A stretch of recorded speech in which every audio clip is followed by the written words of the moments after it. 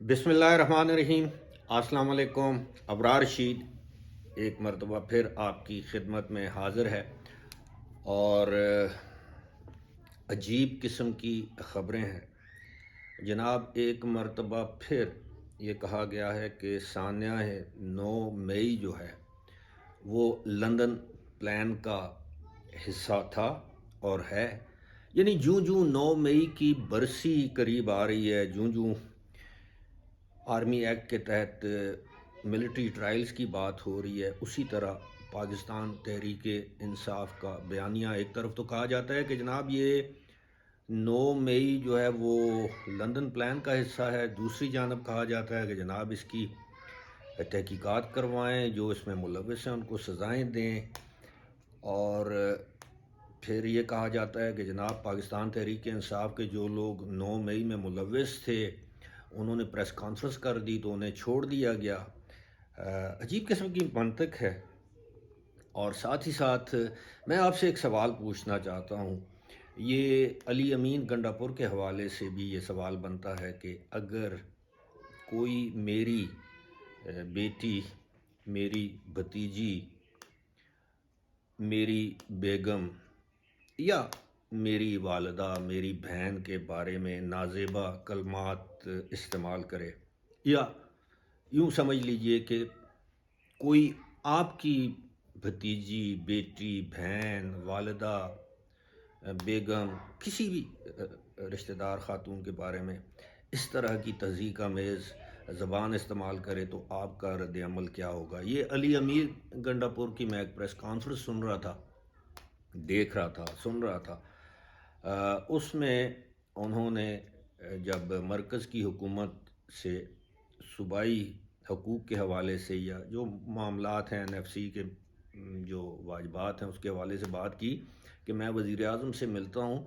تو میں نواز شریف سے پیسے نہیں مانگتا، میں شہباز شریف سے پیسے نہیں مانگتا، یہاں تک کہہ دیا کہ میں مریم نواز کے جہیز کے پیسے تو نہیں مانگ رہا، میں تو صوبے کے حقوق مانگ رہا ہوں۔ اب یہ تشبیہ دینا ایک صوبے کی وزیر اعلیٰ، اور مریم نواز کے بارے میں کہتے ہیں کہ اس مسلم لیگ نون کو پنجاب میں صرف 17 سیٹیں ملی ہیں، صرف 17 سیٹیں ملی ہیں، کہ پتہ نہیں 26 سیٹیں ملی ہیں، اسی طرح کی بات کی ہے، اس سے زیادہ نہیں ملی اور وہ وزیر اعلیٰ بن گئی۔ اچھا جناب، اس کے علاوہ اور بہت سی انہوں نے باتیں کی ہیں کہ جناب ہم مرکز کی بجلی بھی بند کر سکتے ہیں، لیکن لندن پلان کی انہوں نے بات کی۔ سب سے پہلے تو آپ کو یہ بتائیں کہ یہ لندن پلان ہے کیا؟ لندن پلان کا سب سے پہلے ذکر کیا تھا عمران خان نے، اور یہ علی امین گنڈا پور نے بھی کہا ہے کہ جی 9 مئی کا جو واقعات ہوئے یہ لندن پلان کا ہی حصہ ہیں، اور ہمیں ہمارے پارٹی کے بانی یعنی عمران خان نے بہت پہلے بتا دیا تھا کہ لندن پلان میں ایسے ایسے ہوگا، اور ویسا ہی ہوا، کیونکہ جیسا آپ نے کرنا تھا وہی کچھ ہونا بھی تھا آپ کے ساتھ۔ تو لندن پلان کے حوالے سے میں آپ کو یہ بتاؤں کہ لندن پلان جو ہے وہ کہا یہ جاتا ہے، ان کی جانب سے الزام یہ ہے کہ موجودہ آرمی چیف کے آرمی چیف بننے سے پہلے لندن میں ایک بیٹھک ہوئی جس میں مسلم لیگ نون کے سرکردہ رہنما بھی شریک تھے، اور اس کے بعد ظاہر ہے میاں نواز شریف کے ساتھ یہ ملاقات ہوئی، اور یہ مبینہ طور پر یہ ان کا الزام ہے کہ جنرل عاصم منیر کو یہ ٹاسک دیا گیا کہ ہم آپ کو آرمی چیف تو بنائیں گے، لیکن آپ نے آنے کے بعد یہ کام کرنے ہیں کہ عمران خان کو جیل میں ڈالنا ہے، عمران خان کو سزائیں دلوانی ہے، پاکستان تحریک انصاف کو ختم کرنا ہے، اور الیکشن میں دھاندلی کرنی ہے، یہ ساری چیزیں۔ اور اب یہ کہا جا رہا ہے علی امین گنڈا پور کی جانب سے، جو کہ منتخب وزیر اعلیٰ ہیں خیبر پختونخوا کے، کہ جناب 9 مئی کے واقعات لندن پلان کا حصہ ہیں۔ ہمیں اچھی طرح یاد ہے کہ 2014 میں ایک لندن پلان بنا تھا، جی ہاں، اس لندن پلان میں اس وقت کے DG ISI جنرل ظہیر الاسلام اس میں شامل تھے، اس لندن پلان میں عمران خان شامل تھے، چودھری شجاعت حسین شامل تھے، ڈاکٹر طاہر القادری کو کینیڈا سے بلایا گیا، وہ اس میں شامل تھے، اور یہ پلان جو ہے وہ اس وقت کے army chief general Raheel Sharif کی مرضی سے بنا، جس کے تحت طاہر القادری اور عمران خان نے دھرنے دینے تھے، نواز شریف کی حکومت کو کمزور کرنا تھا، کیونکہ اس وقت کے army chief general Raheel Sharif extension لینا چاہتے تھے، تو اس طرح بیک فٹ پر لے جایا گیا، لیکن یہ سب کچھ نہ ہو سکا۔ وہ تھا لندن پلان، جس کی شواہد بھی موجود ہیں، اور آج دن تک اس کو جھٹلایا نہ چودھری شجاعت نے ہے اور نہ کسی اور نے۔ تو یہ ساری صورتحال جو ہے وہ ہم سمجھتے ہیں کہ اس وقت لندن پلان کا ذکر کرنا، میں ذاتی طور پر یہ سمجھتا ہوں، اپنی اسی پریس کانفرنس میں علی امین گنڈا پور نے واضح طور پر یہ اشارے دیے کہ ان کی حکومت زیادہ دیر پا ثابت نہیں ہوگی۔ انہوں نے کہا کہ ان کی گاڑی میں ہمیشہ،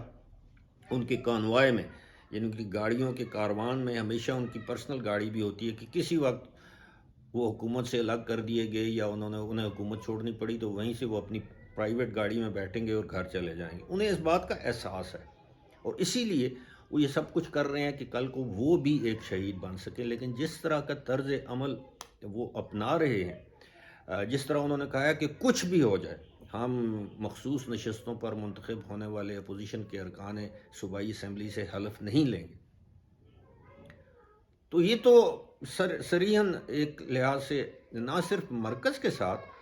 اور اسٹیبلشمنٹ کے ساتھ بلکہ آئین کے ساتھ لڑائی کے مترادف ہے۔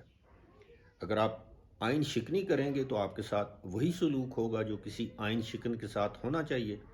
اور اس چیز کا بندوبست کیا جا رہا ہے۔ میری کل رات کو بات ہو رہی تھی اپنے کسی دوست سے، تو وہ یہ کہہ رہے تھے کہ ان کو شاید نومبر تک کا ٹاسک دیا گیا یا نومبر تک انتظار کیا جائے گا کہ علی امین گنڈا پور کس طریقے سے صوبے کو چلاتے ہیں۔ کیا یہ مہاذرائی تصادم کی پالیسی اپناتے ہیں یا صرف باتوں کی حد تک محدود رکھتے ہیں اپنے آپ کو، یا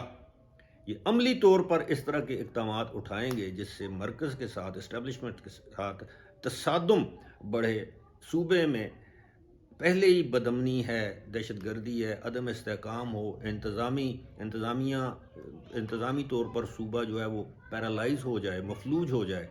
تو اس چیز کو برداشت نہیں کیا جائے گا۔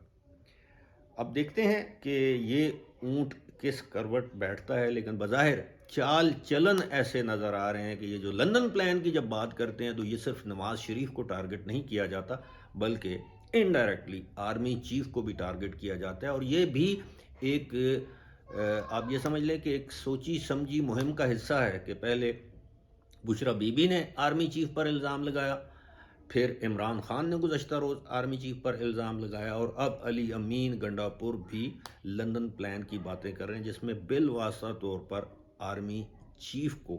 وہ یہ الزام دے رہے ہیں کہ جناب یہ سب کچھ لندن پلان کے تحت فوج نے خود کروایا ہے، یعنی 9 مئی کے واقعات فوج نے خود کروائے ہیں۔